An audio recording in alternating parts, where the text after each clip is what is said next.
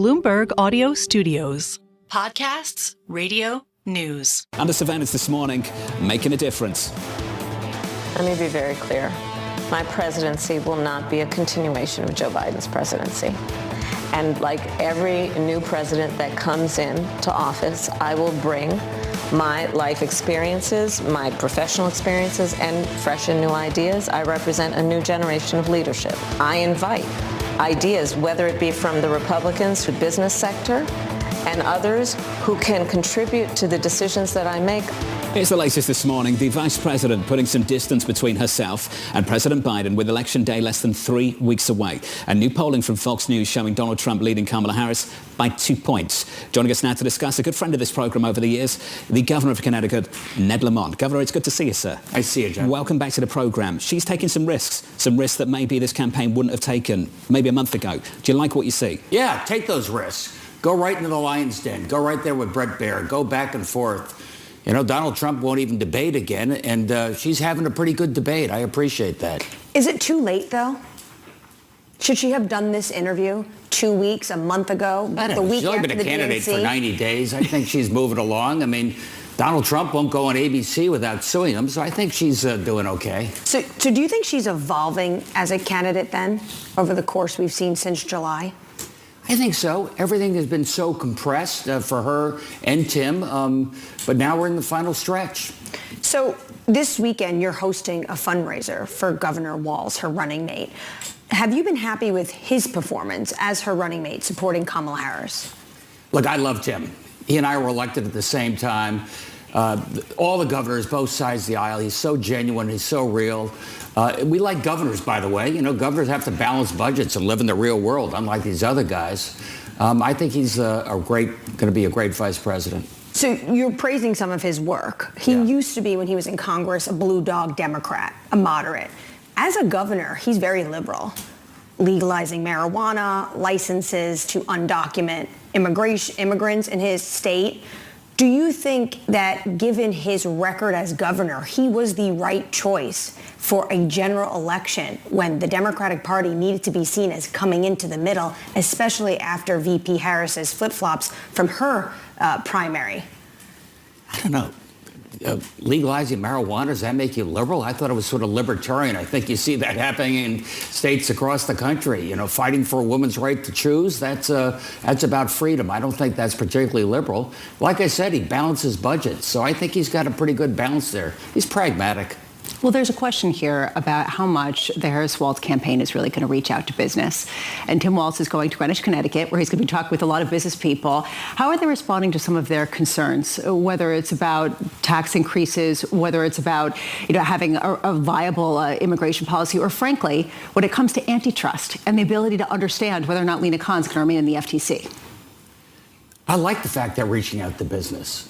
You know, I think the Biden administration was a little more ideological. I think Harris-Walz are much more pragmatic. I've seen that in crypto. I've seen that in what they want to do with capital gains, not do as much as President Biden. They take the deficit very seriously, as do I. Nobody else seems to.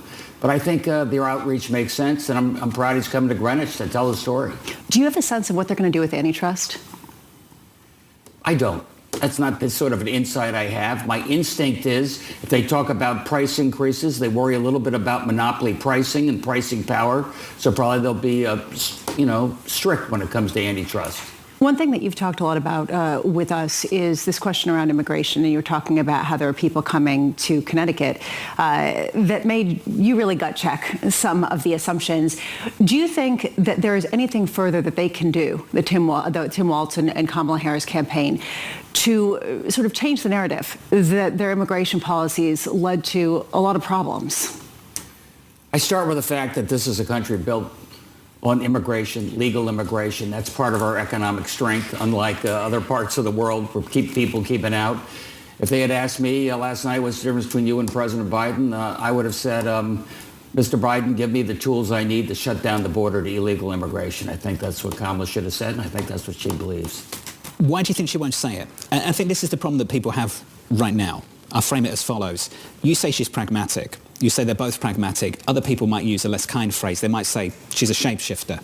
She just wants to get elected. Untrustworthy. These were the values, the thoughts, the policies of just 5 years ago, and now all of a sudden they're over here. How can we trust them? What's the message to the electorate with that in mind?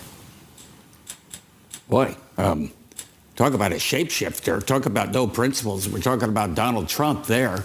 Look, I think you know where she stands on these issues. Look, she was a vice president, Jonathan. Vice president's not worth a warm bucket of spit.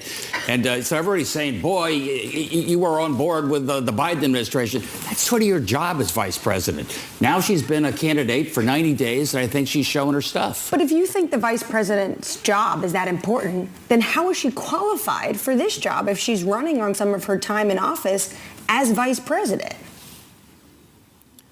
I think it's a pretty good training ground, don't you? I mean, J.D. Vance stopped by the U.S. Senate for a cup of coffee. You know, she's been front and center as a senator. She's been front and center as vice president.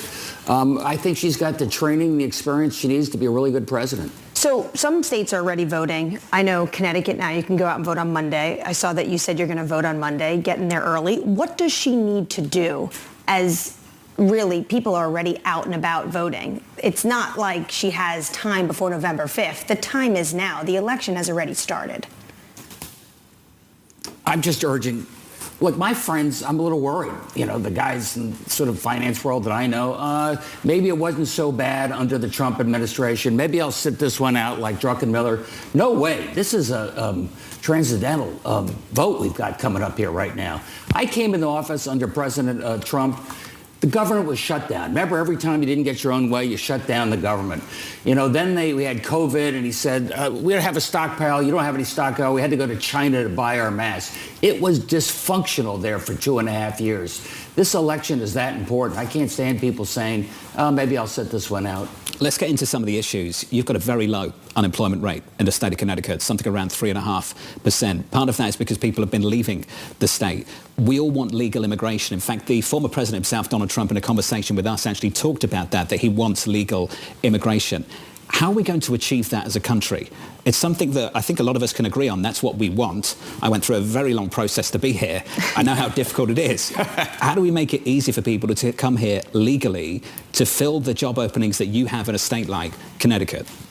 Well, first of all, I'll challenge your pretext. We have a lower unemployment rate than the rest of the country. It's not because people are leaving the state. In fact, for the first time in a generation, people are moving into the state, some of them coming from New York, and I'm really proud of that fact. How do you keep that economic momentum going? You know, for us, manufacturing, onshoring manufacturing, we have a lot in the defense trade. They're growing. It's a bigger piece of our economy. Fintech and life sciences, sort of the next generation. We had a lot of old industries, Jonathan, right? That was sort of our reputation. No longer. Yeah, but you're talking about what policies going forward can there be to be implemented that actually can be viable immigration policies. I guess the bigger takeaway is you said that a lot of your business friends and colleagues are on the fence, like Druckenmiller, don't want to vote necessarily, feel like it's an equal chance between the two.